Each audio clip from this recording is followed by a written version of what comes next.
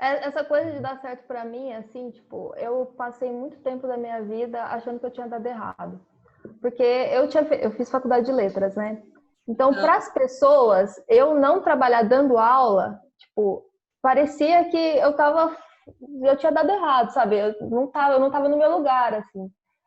E durante muito tempo as pessoas ficavam falando, mas você não trabalha nessa área, mas você fez letras e ficava essa coisa assim. E durante muito tempo eu fiquei, nossa, mas será que minha faculdade foi em vão? Será que eu devia ter feito outra coisa? Assim, entrei mesmo nessa pilha de, pô, não sei se dei certo, se passei 4 anos estudando para nada. Fala galera, esse é o Propósito Cast, um espaço para trocar ideias sobre carreira e os desafios de quem quer mudar o seu mundo e o que está em volta dele.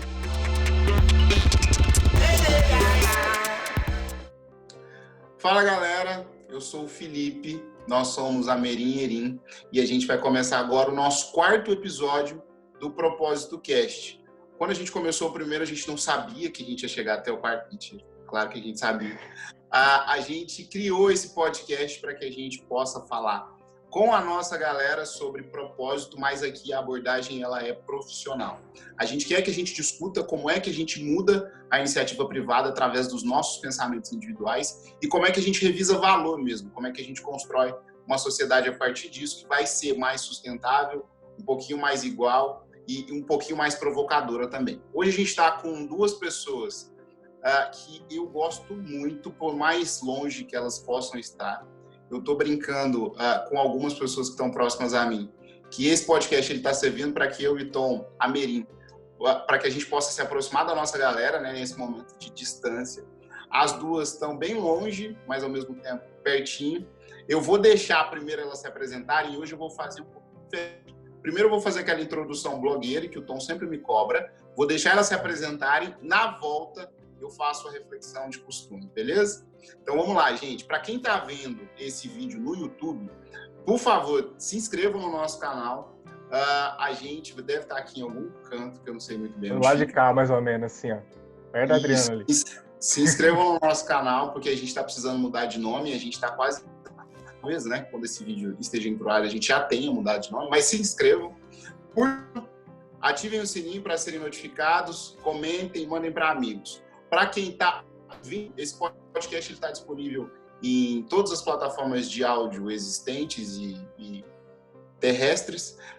De qualquer forma, a gente quer que vocês tenham contato com esse conteúdo, por isso que a gente deixa disponível em todas essas plataformas. Vou deixar as nossas convidadas se apresentarem, começando pela Adriana, aí depois a Eulina e por último o Tom, para a gente começar. Oi, gente. Eu sou a Adriana. Eu trabalho com marketing digital, mais ou menos, aí. Trabalho em uma empresa de entretenimento, a Laboratório Fantasma. Eu sou formada em letras, e aí no meio do caminho eu descobri o marketing digital, comecei a trabalhar em agência, e tô nessa área até hoje, assim. Descobri uma nova possibilidade aí e tô nessa até hoje. Eu moro em São Paulo, eu sou do interior de São Paulo, mas atualmente, né, tô morando em São Paulo, na capital. Muito bom. Eulina. Oi, gente, eu sou a Eulina. Primeiramente, obrigada por esse convite. Fiquei super surpresa e feliz estar podendo participar desse bate-papo aqui. Eu sou formada em comunicação na UNB, comunicação organizacional.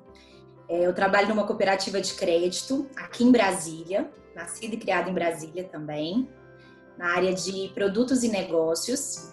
E agora eu estou me especializando na área de finanças comportamentais e planejamento financeiro, tentando aí entender um pouco as relações entre comportamento e dinheiro e as nossas cabeças, desejos, e é isso. Muito legal, muito legal. Esse negócio de comportamento e dinheiro aí, eu não sei me comportar muito bem, não, por isso não, brincadeira.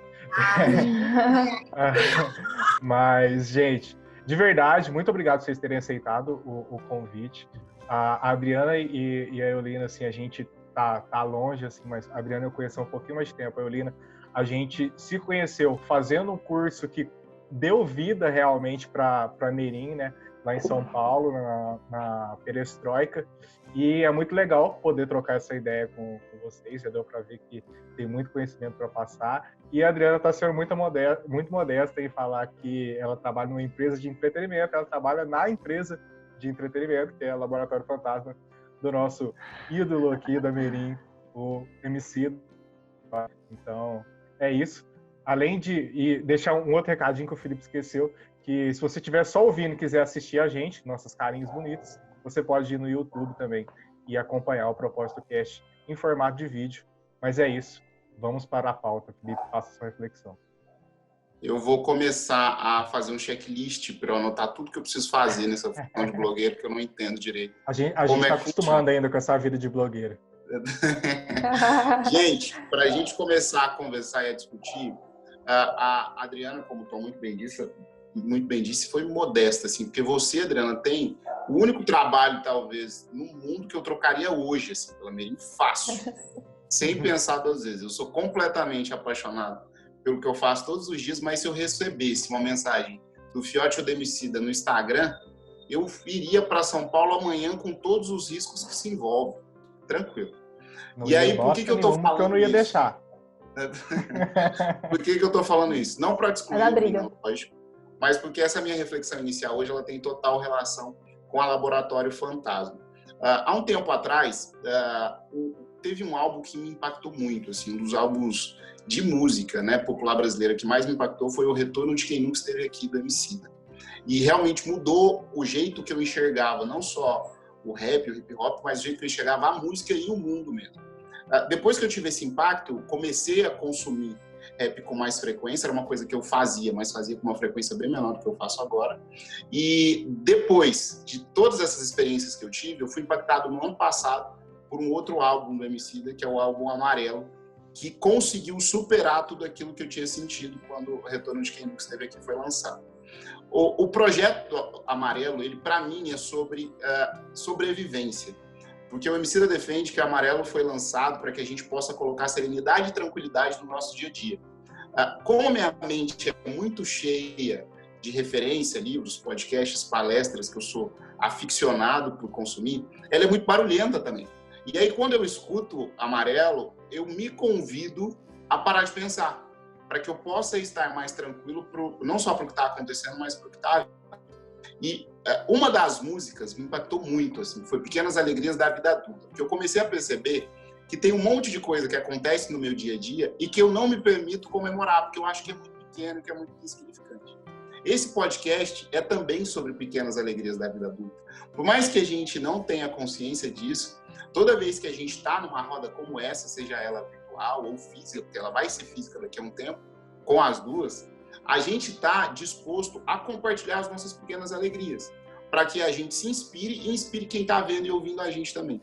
Então, assim, eu queria começar esse podcast fazendo essa reflexão para que a gente possa entender que o nosso dia a dia ele está rico de muita coisa que a gente não para pensar, exatamente porque a nossa mente fica muito filtrada e fixada no que está vindo ou no que já foi. Eu acho que se a gente começa a colocar um pouquinho de atenção no que está acontecendo nesse momento, a gente começa a perceber que existe muito mais coisa dentro desse paradoxo que a gente não está olhando. Para eu fazer a primeira pergunta e puxar vocês, como eu fui muito puxar saco, Lina, eu vou perguntar para você primeiro, porque eu puxei muito saco pro lado da Adriana agora. Meu não, da Laboratório Fantasma. Eu queria entender de você agora. Como é que a gente pode se provocar para que a gente possa, ao invés de estar fixado no futuro ou no passado, ou em reclamações, ou em padrões, ou em normas, como é que a gente pode tirar a nossa mente disso, que é natural também, o ser humano ele é assim, para começar a entender essa questão da transformação diária e cotidiana? Obviamente, você pode usar exemplos pessoais para responder essa pergunta, mas de forma bem objetiva e simples. Como é que a gente tira a nossa mente desse barulho todo que ela está imersa para que a gente possa transformar o nosso dia a dia através de pequenas atitudes? Bom, eu acho assim, eu sou muito, muito a favor de uma coisa que eu descobri há pouco tempo, apesar de ser milenar, né? Que é o autoconhecimento. E o autoconhecimento, ele tem uma máxima, assim, que é você mestre de si mesmo, né? Então, quando você começa a se perceber, a se conhecer, a se entender, você entende também as suas capacidades de mudar tudo que está ao seu redor. Você começa a entender o que está ao seu lado, né? Quem você é, como que você lida com os desafios que aparecem na sua vida. E você começa a focar mais no seu presente. Você entende que o que passou, você não consegue mais mudar, né? O que passou, ele serviu de algum aprendizado para você, te fez ser o que é hoje. E o que vem adiante vai ser apenas mais um desafio para você se desenvolver, né? E eu acho que é muito isso, assim, sendo bem objetiva, você se conhecendo, você consegue trabalhar alternativas de o que eu tenho para melhorar o agora, o que eu tenho que vai fazer diferença no agora, o que eu posso fazer agora e quais as ferramentas que estão ao meu redor que eu posso utilizá-las para tornar isso ainda melhor. Então, eu acho que isso, assim, é a primeira chave. Se eu pudesse colocar em uma palavra, seria isso. Adriana, para a gente puxar de novo para você, além da Laboratório Fantasma, tem uma outra empresa que me inspira muito. As pessoas acham que é a Reserva, porque eu sempre cito muito o exemplo deles quando a gente quer pensar sobre transformação.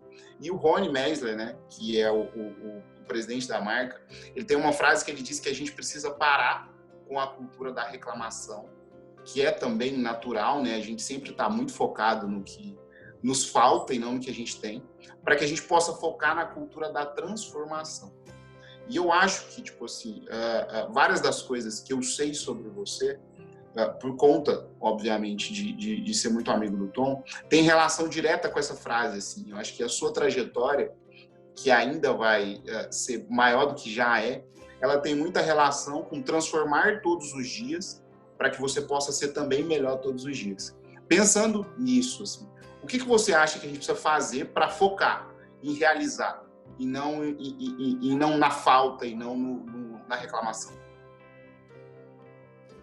Tá começando bem, hein? Bem difícil. Assim, eu penso que às vezes virar essa chave, assim, do que eu sou, do que eu quero ser, do que eu tenho, do que eu quero fazer, não seja uma coisa muito fácil. Mas eu acho que a partir do pensamento mesmo que a gente tem, assim, do que eu quero construir, a gente entender que é um caminho, né? E que por mais que os primeiros passos sejam pequenos e nos primeiros passos a gente ainda não chega onde a gente gostaria de chegar, eu acho que é importante a gente de vislumbrar o que quer, sabe? Porque acho que uma das coisas que eu mais aprendi também com a Laboratório, com o Emicida mesmo, assim, antes de trabalhar lá, é muito essa coisa do sonho, assim, tipo, de expandir o que a gente pode fazer. Porque às vezes eu mesmo, quando era tipo, muito mais nova, assim, na escolha do curso, por exemplo, que eu ia fazer, eu escolhi o que eu entendi que eu teria a possibilidade de trabalhar depois, sabe? Tipo, no lugar que eu morava, onde eu ia conseguir emprego. Então, era uma limitação que eu mesma me impus, assim. E, obviamente, por, né, outros motivos, não Sim. só por escolha, né? Mas é uma coisa que é muito importante que no decorrer da minha vida, assim, eu aprendi e entendi, é que mesmo que para mim possa parecer, tipo, nossa, nunca vai acontecer isso, imagina, você nunca vai chegar lá. É de ter esse horizonte, assim, do que eu quero, de onde eu tô, onde eu quero chegar, e que o meu caminho é isso, né? Então, mesmo que eu dei um passo que não é onde eu ainda gostaria de estar, essa caminhada, a trajetória, ela também é importante, né? O John já fala, eu sou péssima com as letras, mas ele fala disso, o que se aprende no caminho importa mais do que a chegada, né? Agora eu lembrei. Então eu acho que é um pouco isso, assim, tipo, mesmo que a gente esteja numa situação ou num lugar que que crescer ou alcançar outros lugares, outras possibilidades pareça meio a rolar, eu acho que é importante a gente ter esse horizonte de que pode rolar sim se a gente fizer. Então também não se fechar para as possibilidades, né, mesmo assim. De verdade, assim, gente, isso tudo que vocês duas falaram, a Seorina, quando ela fala, né, dessa questão de ser mestre de si mesmo, e de uma coisa muito importante que ela falou, que é até um gancho, que é esse negócio do que eu tenho agora, né, nesse momento, e não ficar pensando no que eu vou ter ou tinha, né, que é outra letra que a gente pode citar do Emicida aí. E tem a questão que a Adriana falou, desse negócio do horizonte mesmo, de vislumbrar, e aí para manter a referência, né, tem uma frase, né, que simboliza bastante os 10 anos da Laboratório Fantasma, que ele fala que não sabendo que era impossível, eles foram lá e fizeram, né, uma produtora independente e tudo mais. E é isso, tipo assim, é um caminho realmente, e às vezes os primeiros passos acabam desanimando a gente em alguns momentos, por conta de uma coisa, né, que a Monique Evelyn, que é uma referência que a gente tem, que ela fala muito, que é quando a gente começa a comparar o nosso início com o meio de outra pessoa. Então, isso acaba desmotivando a gente. A gente tem que abrir mão um pouco desse exercício de ficar comparando o nosso início com o meio de outra pessoa. Não é porque aquela pessoa está naquela posição de destaque naquele momento que ela começou assim, ela não nasceu. Muito difícil alguém nascer com esse destaque.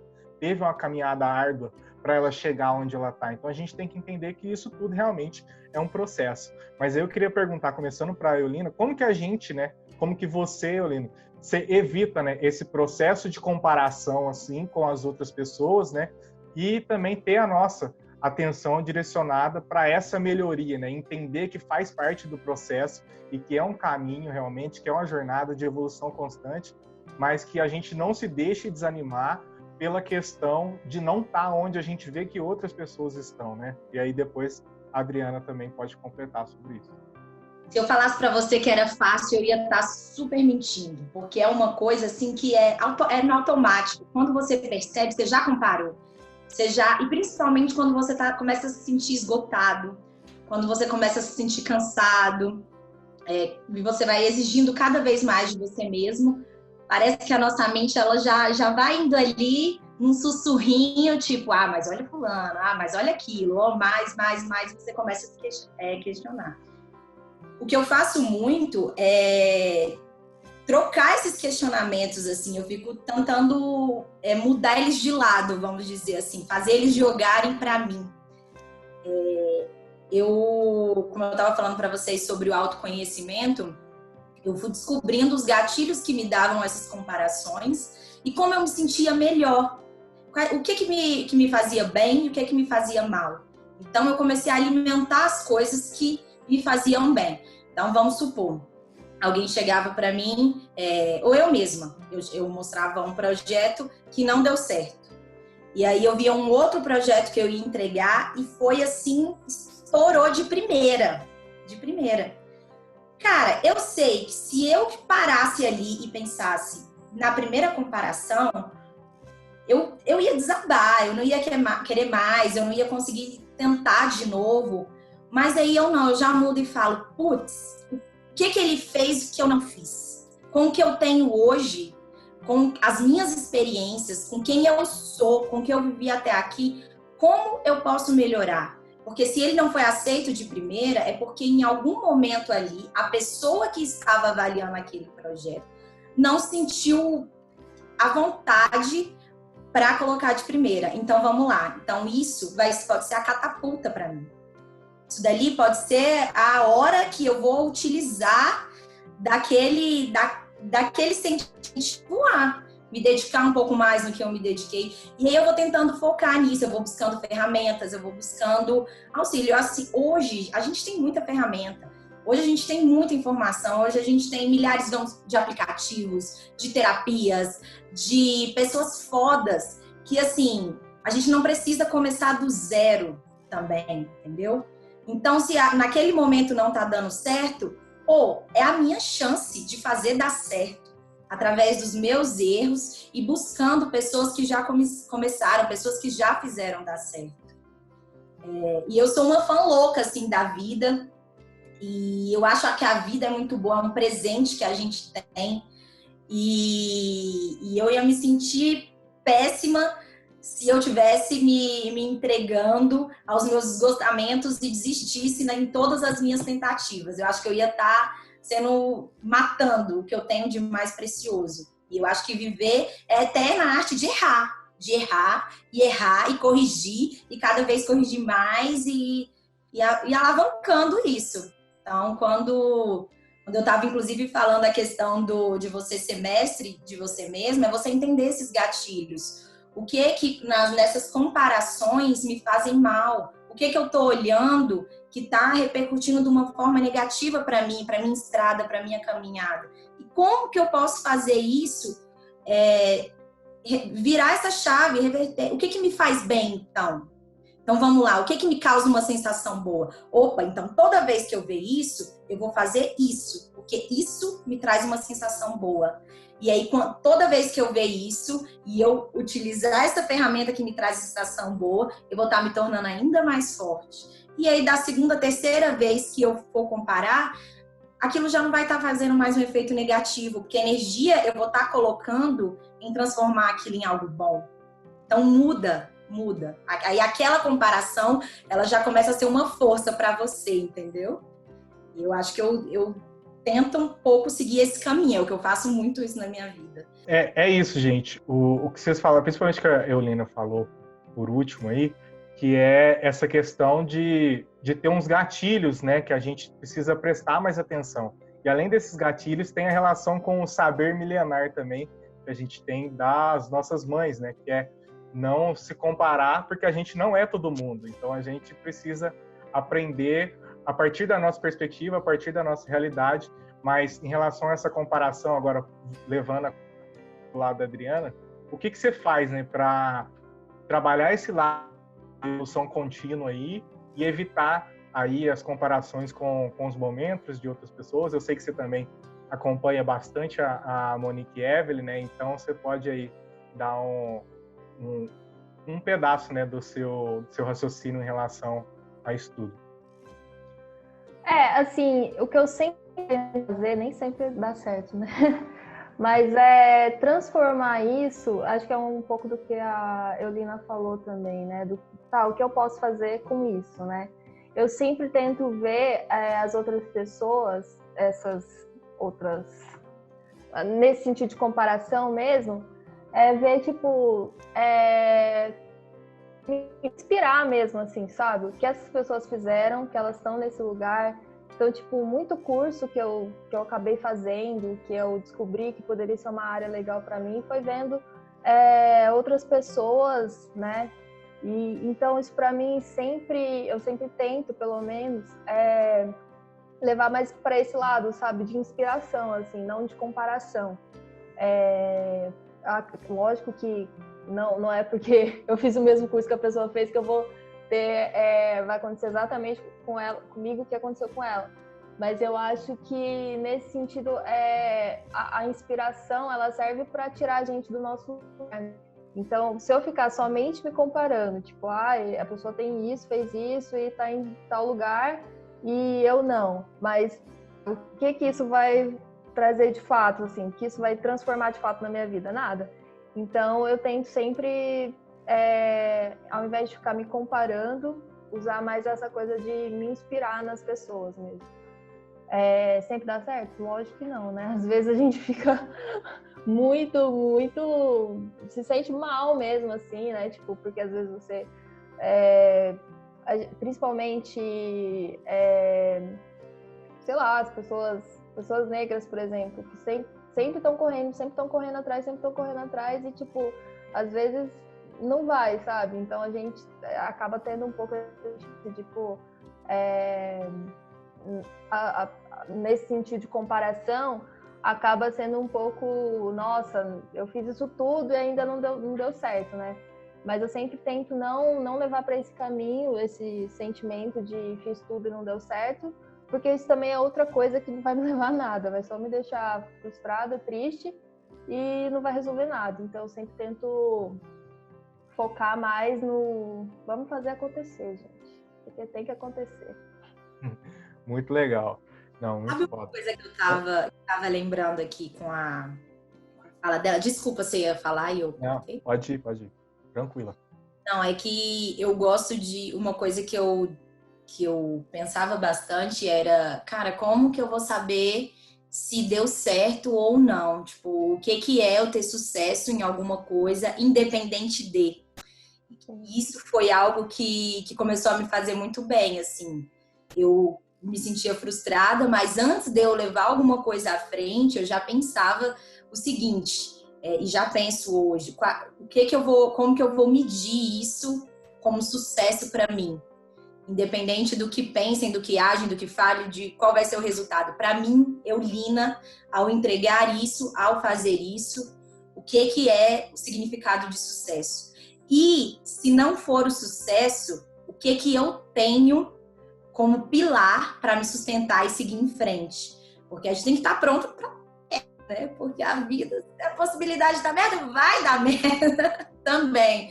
Então, assim, eu já penso nas duas coisas. O que eu tenho que fortalecer para, se der errado, tá ali e me segurar. E se der certo, mesmo que para os demais não deem, como eu comemorar essa vitória e o que vai significar que deu. Essa coisa de dar certo pra mim, assim, tipo, eu passei muito tempo da minha vida achando que eu tinha dado errado. Porque eu fiz faculdade de letras, né? Então, para as pessoas, eu não trabalhar dando aula, tipo, parecia que eu tinha dado errado, sabe? Eu não tava no meu lugar, assim. E durante muito tempo as pessoas ficavam falando, mas você não trabalha nessa área, mas você fez letras e ficava essa coisa assim. E durante muito tempo eu fiquei, nossa, mas será que minha faculdade foi em vão? Será que eu devia ter feito outra coisa? Assim, entrei mesmo nessa pilha de, não sei se dei certo, se passei 4 anos estudando pra nada, 6 anos na real. Enfim, mas depois de um tempo também eu entendi o que, primeiro, eu não tinha que estar dentro das perspectivas das outras pessoas, né? E eu entendi que foi um caminho que eu encontrei e que, tipo, pra mim deu super certo, sabe? Funciona, eu gosto do que eu faço também. É um outro caminho que abriu pra mim e eu achei maravilhoso ter a possibilidade de conhecer outro caminho, porque até então eu não conhecia, né? Era a única possibilidade que quem faz letras é dar aula, licenciatura, né? Especificamente. Mas durante muito tempo eu fiquei nessa pilha, assim, de mesmo fazendo uma coisa que eu gostava, tipo, dando certo, né, tendo emprego, enfim. E eu fiquei nessa pilha, assim, de, nossa, desperdicei, não sei o quê. Então, depois que eu me libertei disso, assim, dessas perspectivas das pessoas sobre a minha carreira, eu caminhei muito melhor, assim. Então, eu acho que essa é uma marca que a gente não precisa ter mesmo, assim, independente do...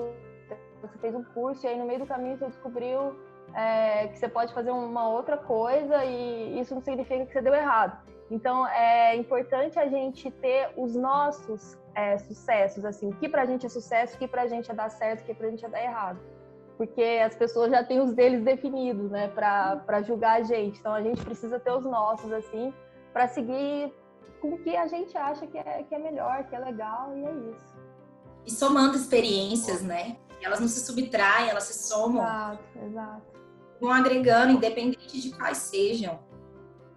Não, muito foda. E isso, assim, esse exemplo da Adriana, até para pedir... A Eulina sabe como é que... Ela se formou em comunicação também, então ela sabe essa questão de repertório, quanto o repertório é importante na hora de ser mais criativo. Isso puxa a gente para um jabá muito importante da Merim, que é falar que só referências diferentes fazem profissionais diferentes.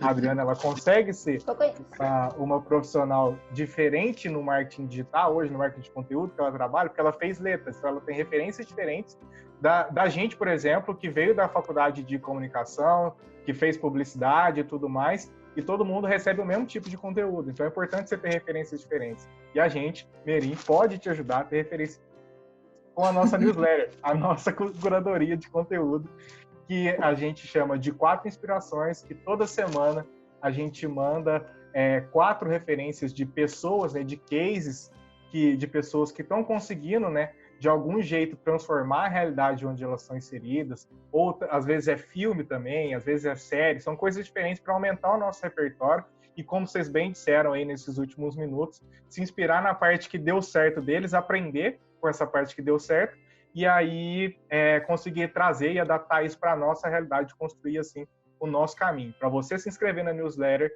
tem o link na descrição aqui, é só clicar, preencher lá o seu nome, seu e-mail, e toda segunda-feira você vai passar a receber esse conteúdo. É isso. Muito obrigado por esse espaço publicitário aqui que a gente mesmo criou.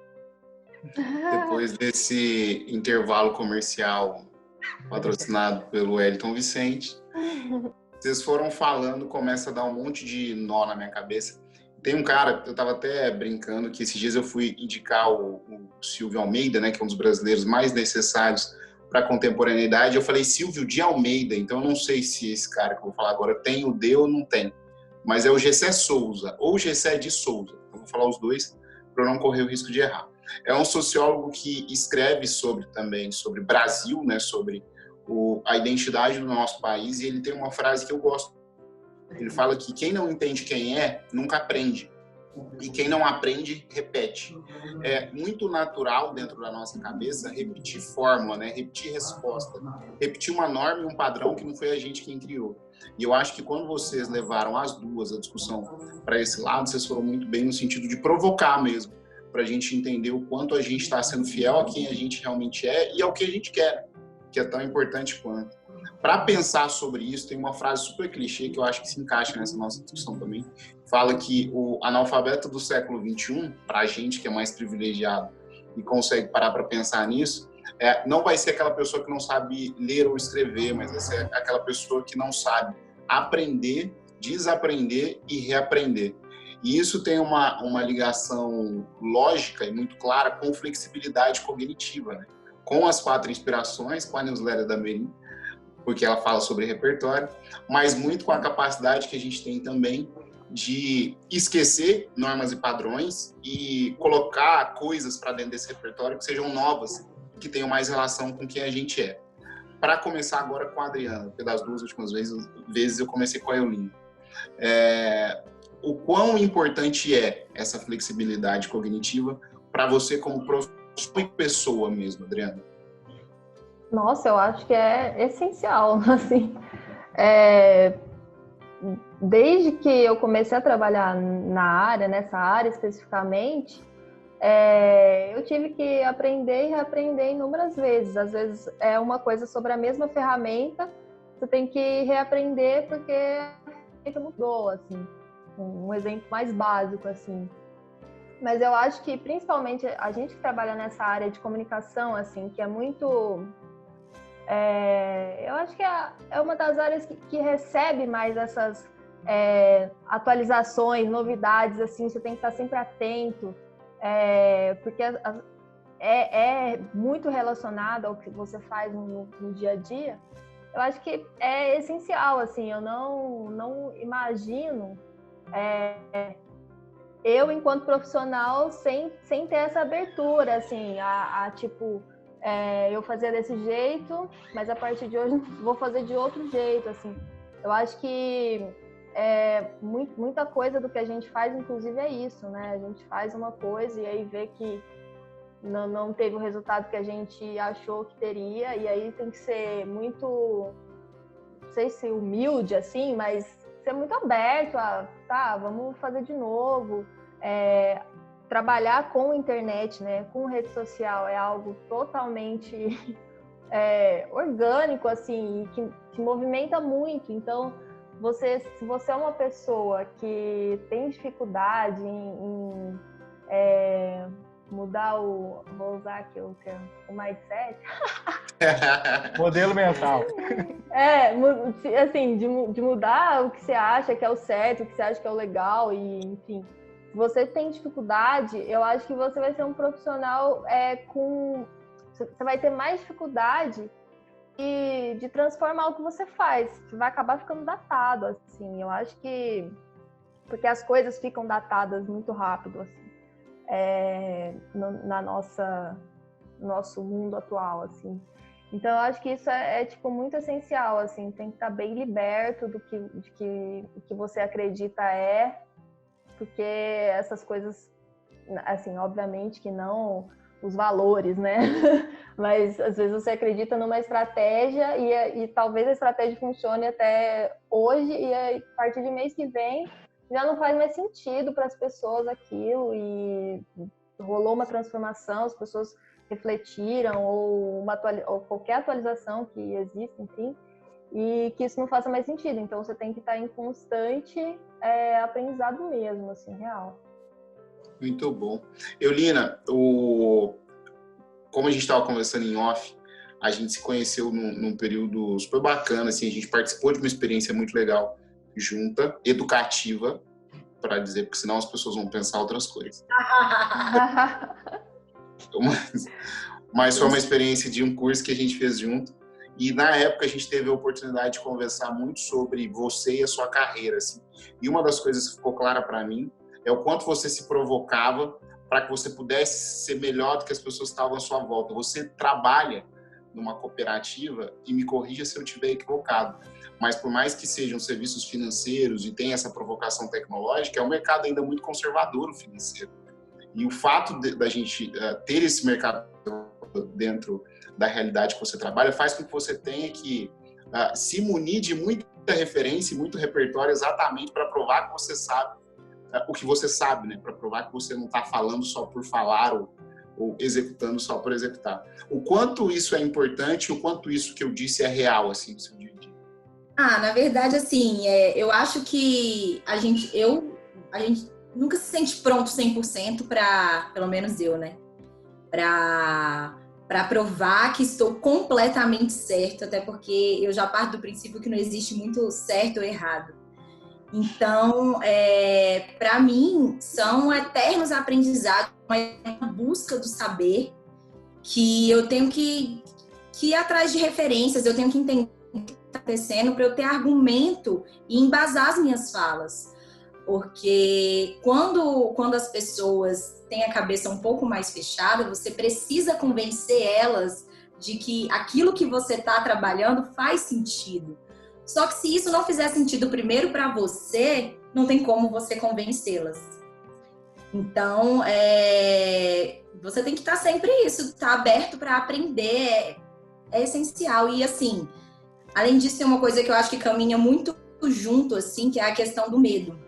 O medo trava a gente demais e a gente fica com medo de errar, o medo de não ser suficiente, o medo de não fazer direito. E os nossos medos, eles vão, sei lá, travando a gente durante a trajetória mesmo, vão inibindo a gente. Mas quando você se abre para o saber, para novos conhecimentos, e você pega esse medo como seu alinhado, é meio que um jogo de criança também, é uma brincadeira, porque quando a gente é criança, a gente se joga, não tem medo, e todos os dias é um novo aprendizado. Todos os dias é um novo aprendizado. Você tá quebrando seu joelho, tá quebrando um dente, mas você tá aprendendo. E é meio que esse retorno, assim. Então, eu volto a ser uma criança e aí eu vou buscando aquilo para achar o meu espaço ali, me convencendo e convencendo as pessoas, né? Não, muito foda o raciocínio de vocês todos. E uma coisa que o Felipe e a Eulina falou por último, dá um ganchinho também para ir para o próximo assunto, que é relacionado a isso, tipo, desse conservadorismo também, que é um problema que a gente tem principalmente no ambiente corporativo, que é formado na parte de gestão, de liderança, muito por homens brancos e tudo mais, e isso acaba dificultando um pouco que os resultados, né, diversos apareçam por conta de comportamentos que não são tão legais assim, que a gente sabe muito bem. A gente estuda um pouco, né, na Merim, um pouco a gente está sendo modesto, a gente estuda bastante sobre liderança, né, e a gente acabou se encontrando, né, dentro do próprio movimento do catalismo consciente, existe um estilo de liderança, que é a liderança servidora, e que dentro desses conceitos tem um novo conceito, né, que é a liderança Shakti, que é uma liderança que ela pega emprestado, né, da religião hindu ali, da religião que é mais praticada ali na Índia, e que diz que dentro, né, de cada pessoa a gente tem o lado feminino e o masculino. E a gente precisa encontrar o equilíbrio entre essas duas partes. O lado feminino é representado por Shiva e o lado masculino... Mentira. O lado feminino é representado por Shakti, pela Shakti, e o lado masculino é representado por Shiva, né? Não sei se vocês lembram aí que assistiu Caminho das Índias, aí, a novela, que tinha muito... eles falavam bastante disso, mas o que acontece? O que eles defendem, né, é que essa dualidade, né, essa combinação íntegra e sinérgica entre essas duas partes é que faz o ser humano, né, a pessoa conseguir evoluir e liderar a si mesmo primeiro e depois liderar as outras pessoas. Então isso passa a ser de novo um exercício de autoconhecimento, entender que a gente tem, né, segundo as crenças da liderança Shakti, né, o lado positivo e negativo do lado masculino e do lado feminino. Então a gente precisa aprender a entender muito bem, porque existem mulheres que têm o comportamento, às vezes por defesa, né, e por pressão do ambiente corporativo, têm comportamentos masculinos de agressividade, no sentido de tentar passar por cima de outras pessoas. Existe até a expressão, né, que é como se a mulher que é diretora, que é chefe, ela tem que ser um homem de saia, um negócio assim bem escroto, que a gente não acredita muito nisso. Então a gente tem que entender que esse lado feminino ele precisa aflorar em todos nós, né? Mas voltando agora à pergunta para vocês, meninos, começando com o Adriano, o quão benéfico, né, vocês entendem que é essa parte feminina no mundo dos negócios, falando muito de hoje que se fala, mas se fala muito, só que se pratica pouco, que é a questão da compaixão, da empatia, dessas coisas que, assim, pegando a referência da liderança Shakti, não tem a ver com ser mulher, mas são características mais femininas, porque a gente foi ensinado assim, não é que tá certo ou tá errado, mas é que a gente foi ensinado assim, e a gente sabe que todo mundo precisa ter isso, não só as mulheres, mas vocês, enquanto mulheres, no ambiente corporativo, né? Como que vocês veem a importância dessas características? Vocês percebem essa necessidade de ter esse equilíbrio maior em todo mundo? Pode começar com você. Eu posso complementar a sua pergunta, Tom? Vou pedir essa licença. Esses dias eu estava conversando com algumas pessoas, assim, e a gente estava discutindo exatamente esse paradoxo que a gente está nesse momento, que eu acho real, e eu falei sobre isso no terceiro episódio. E eu estou repetindo isso porque quando a gente aprende isso com o Mano Brown, quando a gente repete muito uma coisa, e quando ela é positiva, né, ela não só vira verdade, como ela começa a fazer bem mesmo. Se a gente tivesse que fazer uma prova agora para entender se o ser humano passou de fase no quesito humanidade, a gente reprovaria, porque não rolou, não deu certo. Nem ia fazer a prova. Não dá. Nesse mundo tentar pegar a segunda chamada. Exato, deixava pra lá. Nesse mundo que a gente aprendeu a viver, e aí eu tava falando sobre isso, tipo, hoje de manhã, na verdade, nós homens, a gente aprendeu a fazer negócio, amizade, relações, sejam elas quais que sejam, num mundo que é tóxico. A gente aprendeu um mundo que oprime, que machuca, que exclui, e isso é do homem mesmo. E eu estou me colocando aqui como uma pessoa que é ator do machismo. E entendendo isso, a gente repete isso mesmo quando a gente não quer e mesmo quando a gente não percebe. Seja por uma palavra, seja por uma atitude, seja por uma não atitude, né? Então, tipo assim, o que eu queria complementar em cima dessa colocação muito bem feita do Tom é o seguinte, meninas, aí vocês, de novo, pode responder primeiro a Adriana, depois eu, Lina. O quanto é importante pro ambiente mesmo, corporativo, aprender com as mulheres. E aí, quando o Tom fala dessas características, eu vou ser até um pouquinho mais afirmativo. Eu acho de verdade que nós precisamos aprender mais sobre compaixão, sobre empatia, sobre solidariedade, que são características, sim, que as mulheres aprendem exatamente por estarem mais vulneráveis. E o quanto a gente precisa, nesse momento, nós, homens, nos abrirmos para essa vulnerabilidade, para que a gente possa ter também mais compaixão, mais humanidade, mais empatia. Eu entendo que também é algo muito necessário, assim, porque eu acho que a gente tem visto que muitas empresas estão abertas a essas transformações, e a gente vê que essas empresas que estão abertas a essas transformações, tipo, não se arrependeram, assim, elas tiveram ganhos, assim, acho que do processo do trabalho interno até a outra ponta do rendimento mesmo da empresa, sabe? Porque eu acho que isso é algo que beneficia muito o ambiente de trabalho, no sentido de, além de você aprender com essas características, né, com outras mulheres que têm essas características, eu acho que a gente também cria uma nova referência, que a gente acaba não tendo muitas vezes, porque a gente entra num ambiente de trabalho, assim, no mercado de trabalho, e aí você vai vendo, assim, como as lideranças se comportam. E aí, o que você entende é que para você ser um líder, você tem que ser daquele jeito. Eu acho que é até por isso que a gente tem esse ditado aí, né, de para a mulher ser líder, ela tem que ser um homem de saia. Porque, assim, a gente acaba não tendo referências de que a gente, sendo mulher, vai poder ser uma líder, né? Então, se a gente chegar nesse lugar de liderança, a gente vai ter que ter as mesmas características, essas características masculinas, né? Então, eu acho que além do time todo, da equipe, né, ter uma nova perspectiva, assim, de referência mesmo, eu mesmo já eu tive essa compreensão, assim, mais no mundo real mesmo, assim, de ver outras lideranças mulheres e que são completamente diferentes de lideranças masculinas, assim. Então, é como se abrisse um caminho ali, né? De que a gente não precisa replicar ser agressivo, ser arrogante, e coisas que a gente de verdade não acredita, mas que a gente muitas vezes entende que é necessário para chegar nesses lugares.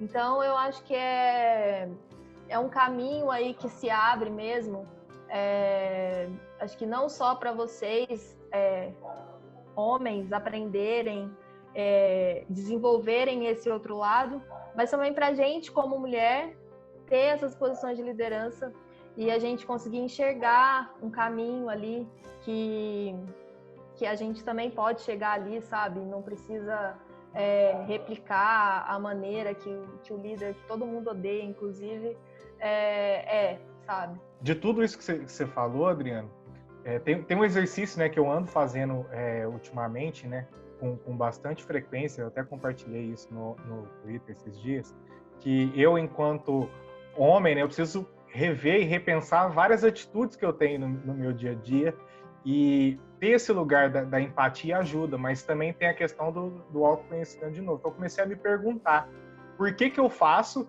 por que eu estou fazendo o que eu estou fazendo, por que eu estou reproduzindo esse tipo de atitude, e se aquilo realmente faz sentido para mim ou não, faz sentido para o mundo ou não. E aí quando uma outra pessoa também repete esse tipo de comportamento, que ele tem um comportamento mais agressivo, tem um comportamento mais, assim, que não é muito legal, ao invés de eu, tipo assim, tentar julgar essa pessoa, assim, eu tento primeiro entender por que ela está realmente reproduzindo aquele tipo de comportamento. Qual que é a referência que ela tem que fez ela chegar nesse momento para reproduzir isso tudo, para fazer. E aí, tipo assim, até o nosso jeito de lidar com isso, com o outro, ele fica melhor. Porque a gente aprende nesse lugar empático a entender que a pessoa não está fazendo aquilo só por conta da vontade dela. Tem um monte de referência que está carregada ali.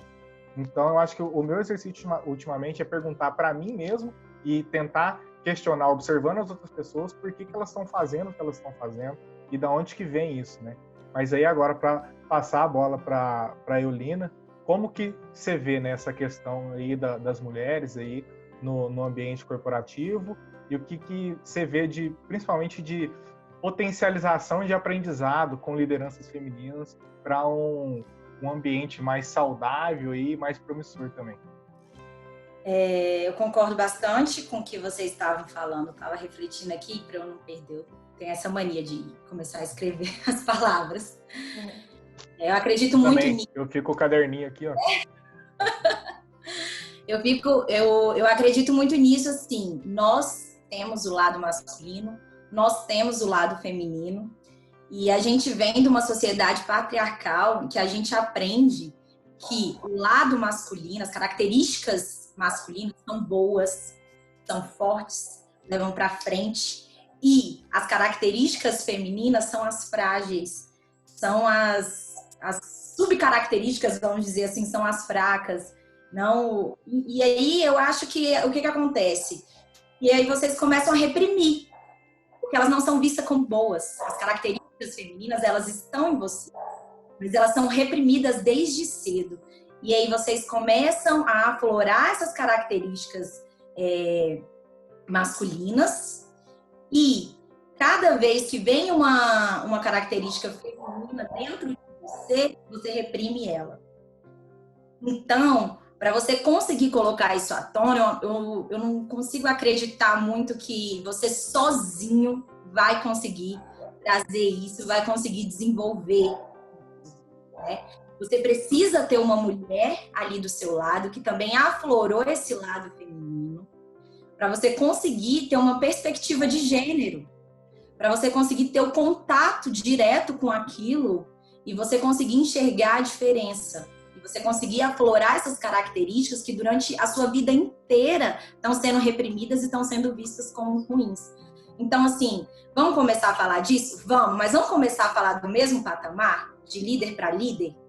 Entendeu? Vamos começar aqui do mesmo espaço, dos mesmos olhares, e deixa eu mostrar a minha trajetória, vem mostrar a sua, vamos ver essas características, como elas estão afloradas, como que essa troca vai acontecer, porque não adianta você estar ali de cima tentando falar que está comprometido com as questões de gênero, se você está cercada de pessoas que as características masculinas pulsam 24 horas por dia e são reforçadas como boas e as outras como ruins 24 horas por dia. Por mais esforçado que você seja, mesmo que inconscientemente, você vai estar reprimindo um monte de coisa, entendeu? Não vou dizer que é impossível, mas eu acho que a partir do momento que você dá espaço, que você dá voz para a mulher também estar no poder, para ela estar ali ao seu lado, falando do mesmo patamar, olho no olho, aí sim eu acredito que você está disposto a entender as perspectivas de gênero, a se abrir para o feminino, a se abrir para o masculino e a tirar toda essa questão de bom e ruim, de que isso é o bom e de que isso é o ruim. Acho que é mais ou menos por aí. Então, é uma questão da diversidade mesmo, mas é isso. Sensacional. Tem um negócio que você falou aí sobre, principalmente essa questão de, tipo assim, só o masculino ser bom e o feminino ser ruim, citando aqui pela, nem sei qual vez, né, o Emicida, no terceiro episódio, se não me engano, do podcast, né, do Prisma, o último, ele fala sobre a questão de, tipo assim, a força realmente tá quando você se mostra vulnerável para as coisas, quando você mostra que você tem realmente esse lado da capacidade de ter compaixão, da capacidade de ter esse amor pelo próximo mesmo, e não quando você oprime ele, não quando você reprime. Quando você está fazendo isso, você está sendo um covarde, e não sendo uma pessoa que é realmente forte. Então, a força, a gente tem que aprender muito com esse lado feminino aí, que é essa questão de se mostrar vulnerável e ver que essa vulnerabilidade é o que ajuda, que pode levar a gente para um lugar diferente e um lugar bem melhor também. E aí, se você não tiver isso presente no seu dia a dia, é mais difícil você desenvolver, entendeu? Se você não tiver convivendo com uma mulher, é mais difícil. É isso que eu acredito, assim. Pra gente ir encerrando, a gente ficaria aqui mais 1 hora, 2 horas, tranquilo. Porque ninguém tem nada para fazer, né, Adriana? Então a gente ficaria aqui. Mas, gente, primeiro, assim, eu acho que a lição que fica é que a gente precisa falar cada vez menos e ouvir cada vez mais, porque a gente tende, a partir daí, a não só enxergar o mundo com os olhos das outras pessoas, mas a ampliar a nossa perspectiva mesmo. Eu falo muito que os nossos olhos, eles só conseguem enxergar até onde o nosso campo de visão está indo. Então, tipo assim, a gente é limitado, nós somos seres limitados, a gente sabe de muito pouca coisa. Então, se a gente coloca isso como consciência, como ponto de partida, a gente já sai na frente de muita gente que acha que sabe de muita coisa. Para a gente encerrar mesmo agora, eu vou pedir para vocês darem tchau, mas junto com o tchau de vocês, eu vou pedir para vocês virem com uma indicação, pode ser qualquer coisa. o que vier na cabeça de vocês. É sempre mais legal, né? Então, assim, agora vamos começar pela Eulina, aí passa pela Adriana, vai no Tom e a gente finaliza, beleza? Muito obrigada mais uma vez por esse convite. Já falei para vocês, eu acho isso enriquecedor. Eu adoro essas trocas, essas conversas. Elas, assim, nossa, para mim são presentes, né? É sempre bom a gente estar batendo um papo e acrescentando na nossa jornada aí. Como indicação, então, já que hoje a gente ficou citando, eu fiquei falando a respeito de medos, né, de superações, eu vou citar um livro do Napoleão Hill, que é Mais Esperto que o Diabo. Gosto bastante dele. Ele trata bem essa questão dos medos, né? E ele fala muito disso. O que é o diabo na nossa vida? Quem é o diabo? Quais são as sabotagens dele pra gente? Então, vou deixar a indicação desse livro e de um vinho rosé que eu descobri esses dias. Porque eu descobri que eu gosto de vinho rosé. É Mateus o nome dele, ótimo e bem gelado. Então, na hora que você for ouvir, você abre o vinho rosé. Essas são as minhas indicações. Muito obrigada aí pelo convite. Tamo junto nessa caminhada. Bom, eu agradeço mais o convite, gente. Não esperava, assim. Eu falei com o Tom, tipo, sei lá se eu tenho alguma coisa para falar nesse podcast com vocês. Mas eu achei muito, muito sensacional mesmo, assim, a proposta do podcast. Porque assim, pelo menos eu já tinha pensado muito essa coisa do propósito na empresa, né? Mas a gente pensar o propósito na vida, na carreira, assim, eu acho que entra num nível muito mais real, assim. Porque às vezes você está trabalhando numa empresa que tem um propósito, mas assim, é o propósito e você segue o propósito, mas às vezes você nem concorda, você nem acha que é isso mesmo, sabe? Mas agora o propósito na sua vida, na sua carreira, é algo muito seu mesmo. Então, acaba sendo algo muito mais palpável para as pessoas. Então, eu acho que essa conversa sobre isso, assim, essa proposta, eu acho que ela amplia muito mais ainda, sabe? Essa perspectiva, assim, que vocês trazem muito com a Merinha Erim. Opa, gaguejei. E agradeço muito o convite, espero que alguma coisa que eu disse sirva para alguém em algum momento. Como sugestão aí, eu vou deixar uma série da Netflix, uma das últimas que eu vi, que, gente, meu inglês é bem ruim, mas vamos lá, né? Self-Made, eu acho que chama, que é a vida da C.J. Walker, que é empresária lá dos Estados Unidos, acho que a primeira bilionária, que eu nem sei a diferença, por aí. Tanto dinheiro que nem... Exatamente, primeira pessoa muito rica, negra, né? E, é bom ter uma inspiração aí, né? Quem sabe um dia a gente chega. Mas para mim foi muito, eu acho que é uma trajetória muito, muito inspiradora, assim. Me lembrou muito, assim, a trajetória da minha mãe, das minhas tias, assim, obviamente que em outra proporção, né? Mas essa trajetória, assim, de luta mesmo, sabe? Não deu certo, você fala o que você quiser e eu vou continuar fazendo até dar certo. Então, tipo, para mim foi uma super inspiração mesmo e espero que inspire outras pessoas aí também que estão ouvindo. E vou deixar outra sugestão aí, cara, ouçam Menos é Mais, pagodinho de boa, porque também... É de Brasília, verdade. Aí, ó, de Brasília, porque, cara, às vezes a gente não quer ficar raciocinando, não, você quer só curtir. Então, também tem esses momentos de só curtir, de lazer real mesmo, de não pensar em nada, de ficar de boa. E é isso. Muito obrigada. Vou deixar, né, duas indicações aí também, nesses contextos aí bem, bem diferentões, né? A primeira delas é tomem chá. Comecei a tomar chá agora e é muito legal, velho. Porque chá é uma bebida muito de adulto, legal, né? Quando a gente... Muito legal. Chá é uma bebida muito de adulto, velho. Porque, tipo assim, quando a gente é mais novo, né? A gente tem um paladar meio infantil, não gosta muito de chá. chá é só quando a gente tá doente, ou não vai dormir, e aí vai tomar um chá de camomila ali que a mãe põe pra gente para poder acalmar a criança, fazer ela dormir. Pra dar paz, né? Mas, pra dar paz, exatamente. Então, agora eu tô nesse mundo aí de tomar chá, ganhei um chá de presente da minha namorada, comecei a tomar, tô gostando, tô achando legal essa experiência.